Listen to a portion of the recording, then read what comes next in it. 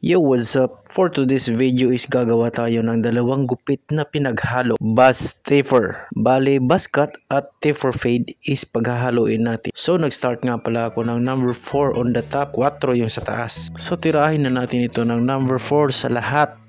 Pati na sa gilid, likod, sama na natin yan.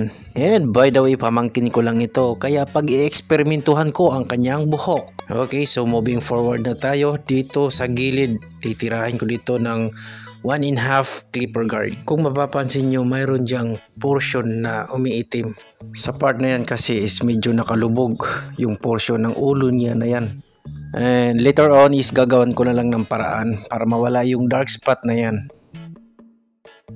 So gamit ang trimmer is gagawa muna ako ng mga guideline para madali ko lang masundan kung saan ako mag-start, mag-fade at mag-blend.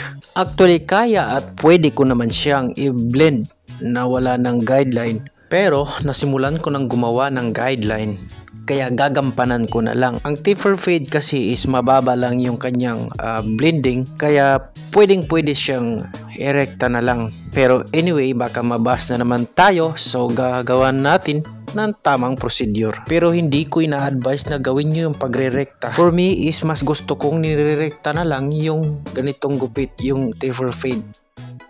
Okay, ahit muna tayo para mas malinis ang portion na ito. Dito sa kanya may batok. Ayan, and then sanayin ninyo yung mag-razor kayo ng kaliwat kanan para hindi kayo mahirapan. And then mas maganda yung kaliwat kanan ka gamit ng razor. Okay, so now is start na akong maggawa ng blending dito sa kanyang likod or sa kanyang batok. Nakaset yung blade ko sa 0 open. Gagawa muna ako ng first layer ng kanyang guideline, and then ngayon is start na naman ako sa number 1 guard. Yan, so pasi-motion lamang yung paghagod hanggang sa mawala yung mga dark spot. And then ina-adjust ko nga pala yung blade ng aking clipper, yung bang tinatawag nating open and close lever. Importanteng marunong tayong mag-adjust ng ating blade depende sa sitwasyon ng ulo ng ating customer, lalo na pag may dark spot at may lubog-lubog na portion yung ulo ng ating customer. As you can see is na-blend na siya at nawala na yung linya kasi ginamitan ko siya ng 0 close. And now, para mabawasan at mawala itong mga dark spot dito sa lubog-lubog na portion ng kanyang ulo is ginagamitan ko ng thinning scissors. Next na naman is dito na naman ako sa gilid. Dito ko na naman i-blend yung portion na ito.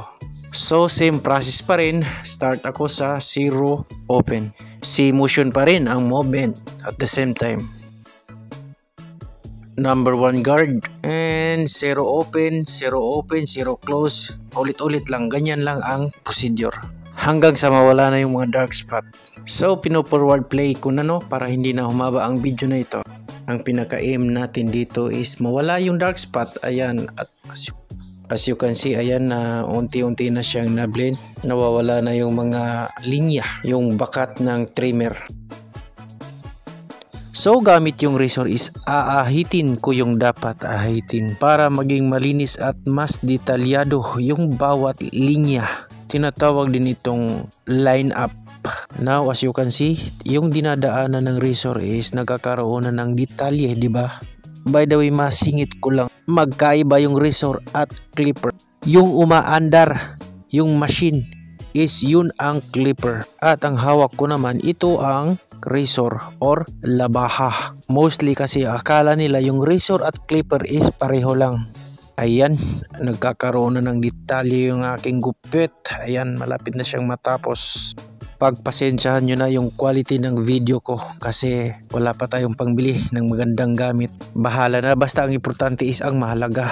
Alright, so ngayon is tinatanggal ko yung mga dark spot or yung mga buhok na hindi naputol kanina. Kung makikita nyo is mayroon pang mga buhok na lumalagpas doon sa suklay. So at this point is ginagamitan ko ng plangketa Kumbaga, malaking tulong din kung marunong ka nito. Ako, hindi ko aaminin na magaling ako magplangkita. Medyo lang marunong, nakakatanggal kasi yon ng mga nakausling buhok sa gilid na hindi naputol ng clipper. Ngayon naman, gamit ang trimmer is gagawa ako ng line dito sa harap or yung tinatawag na devil's cut. Ewan ko ba bakit tinawag na devil's cut ito. And then kunting labaha o razor para maging okay na. And voila!